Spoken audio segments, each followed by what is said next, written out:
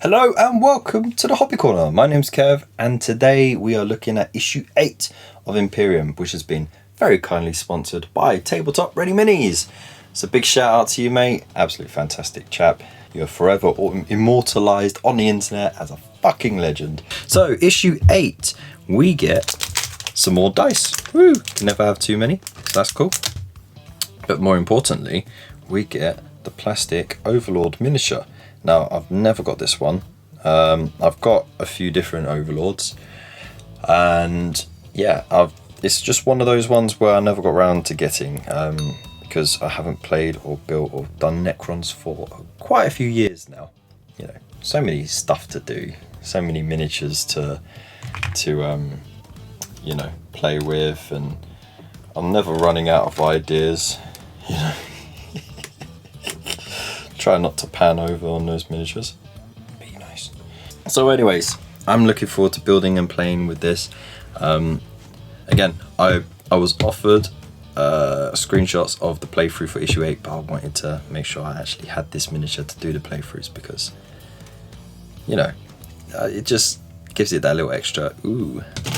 So there we go, there's the base as well. And it's in mint condition as well, which is great.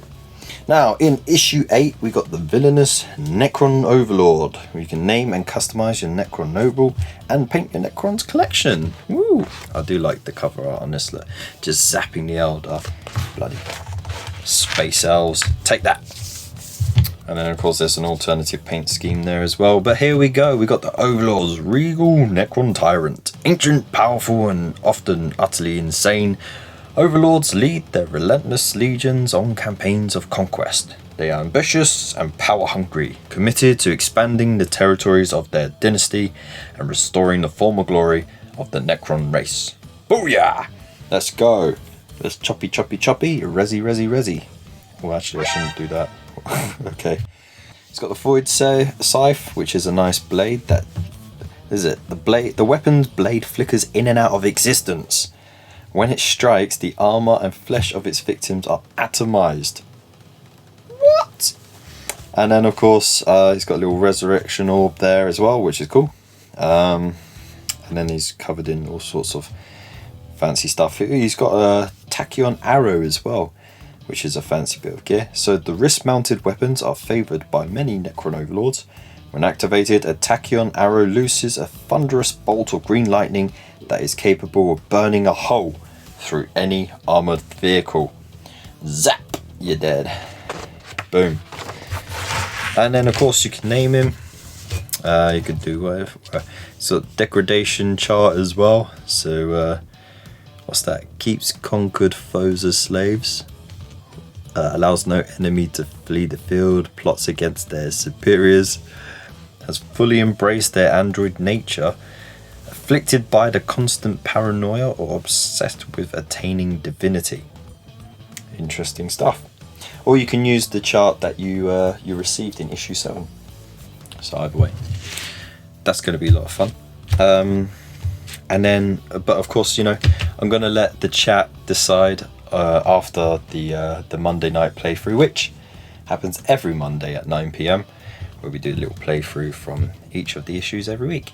And of course we do a little hobby hangout every Friday at 9 PM. So go check that out. We've got the how to build section. So this is not push fit, it's all glue. So make sure you got your glue ready.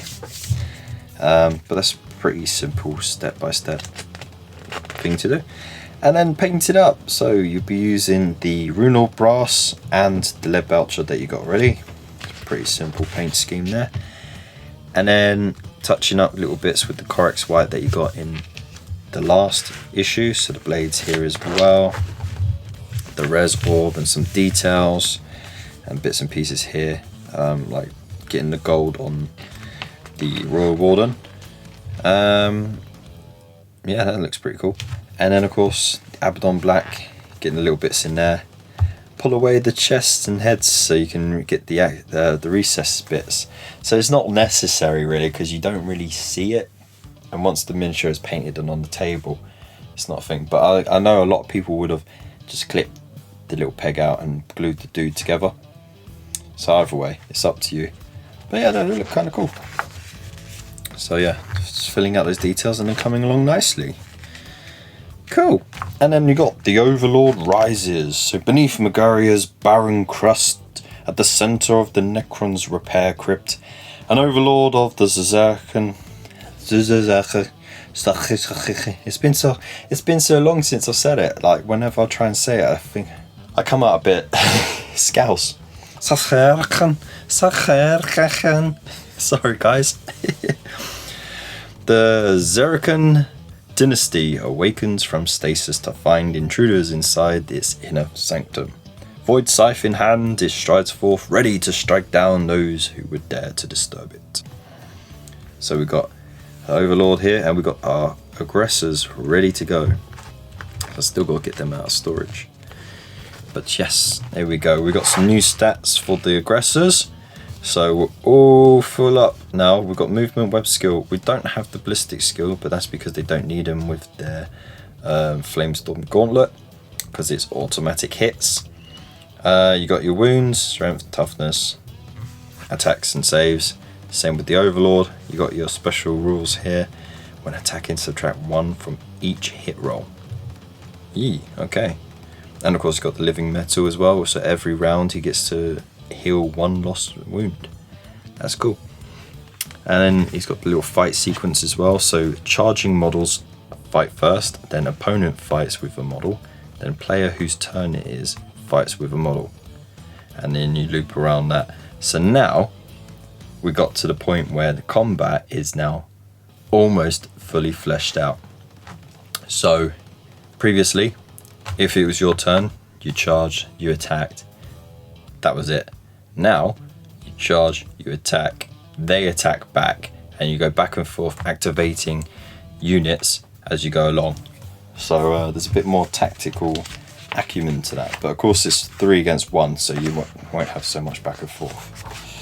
So you play through that, and it's like an interesting game. And how to win: keep playing by going back to the Necron turn 1 and following the instructions. The first player to destroy all of the other players' models wins the game. That's going to be a tough one. Okay, can't wait to play that. And then of course 9 and 10, you've got your unit of 10 dudes there with 3 scout bases. Awesome. So a big thank you to Tabletop Miniatures. Big love to you, mate, for sponsoring this issue. You're an absolute legend, and if you want to go check him out and support him, there's a link in the description below. And if you want to be an absolute legend just like that, then hit the Streamlabs or the Buy Me a Coffee links in the description and make your donation through there. Just make sure you tell me who it's from and what it's for, so that I can make sure that the money goes straight to that sponsor. Also, if you want to help support the channel itself, then there are plenty of ways to do so. We've got affiliate links to Forbidden Planet, so you can get your magazines, or to Element Games, where you can get all your hobby supplies. Just make sure you use the code, because you get yourself those bonus loyalty points, which is basically money back in your pocket. And don't forget to join the Buy Me a Coffee membership program if you really want to help support the channel. It's just £2 a month, and all the money goes straight back into the channel, keeps the lights on, keeps the music rolling, and laughs going on. Don't forget to check Mondays and Fridays, 9 PM. We do our playthroughs and our hobby hangouts.